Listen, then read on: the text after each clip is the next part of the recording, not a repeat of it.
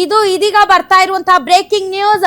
Social media ಸಾಮಾಜಿಕ ಜಾಲತಾಣದಲ್ಲಿ ಅಲ್ಲೋಲ ಕಲ್ಲೋಲ. Facebook work ಆಗ್ತಿಲ್ಲ, ಇನ್ಸ್ಟಾಗ್ರಾಮ್ ಓಪನ್ ಆಗ್ತಾ ಇಲ್ಲ. ದೇಶಾದ್ಯಂತ ಕೋಟ್ಯಂತರ ಬಳಕೆದಾರರು ಕಂಗಾಲಾಗಿದ್ದಾರೆ. ಮೆಟಾ ಒಡೆತನದ ಫೇಸ್ಬುಕ್ ಮತ್ತು ಇನ್ಸ್ಟಾಗ್ರಾಮ್ ಮೆಸೆಂಜರ್ ಆಪ್ಗಳಲ್ಲಿ ಮೇಜರ್ ತಾಂತ್ರಿಕ ದೋಷ ಆಗಿದೆ.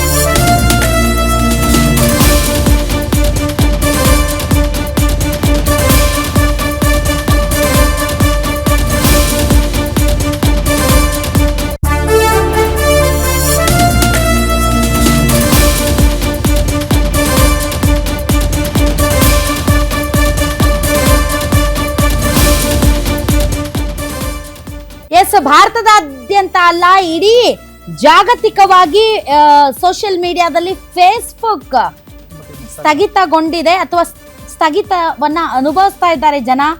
ಸಾವಿರಾರು ಬಳಕೆದಾರರ ಲಾಗಿನ್ಗಳು ಆಗ್ತಾ ಇಲ್ಲ, ಅಪ್ಲಿಕೇಶನ್ಗಳು ಕ್ರಾಶ್ ಆಗ್ತಾ ಇದೆ, ಫೀಡ್ಗಳು ಅಪ್ಲೋಡ್ ಆಗ್ತಾ ಇಲ್ಲ ಮತ್ತು ಅಡಚಣೆಯನ್ನ ಸ್ವತಃ ಮೇಟಾ ಈ ಪೇರೆಂಟಲ್ ಕಂಪನಿ, ಪೋಷಕ ಕಂಪನಿ ಒಪ್ಕೊಂಡಿದೆ. ನಾವು ಈ ಸೇವೆಗಳನ್ನ ಪುನಃ ಸ್ಥಾಪಿಸೋದಕ್ಕೆ ಪ್ರಯತ್ನ ಪಡ್ತಾ ಇದ್ದೀವಿ ಅಂತ ಹೇಳ್ತಾ ಇದ್ದಾರೆ.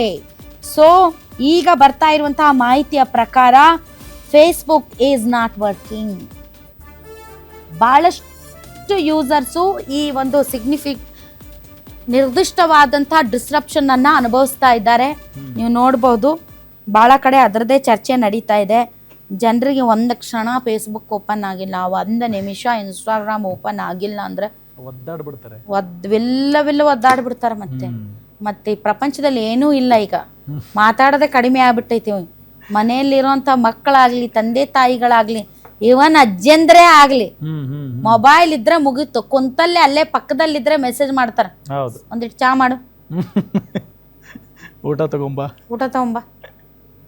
ಇಲ್ಲೇ ಪಕ್ಕದಾಗ ಕುಂತಿರ್ತಾರ, ಮಾತಾಡಕ್ ಟೈಮ್ ಇರಲ್ಲ, ಅಲ್ಲೇ ಮೆಸೇಜ್ ಕಳ್ಸೋದು, ಒಂದಿಟ್ಟು ನೀರ್ ತೊಂಬ. ಮತ್ತ ತಾಯಂದ್ರ ಅಷ್ಟ ತಡಿ ಸೀರಿಯಲ್ ನೋಡತ್ತೀನಿ, ಸೀರಿಯಲ್ ಮುಗಿಲಿ.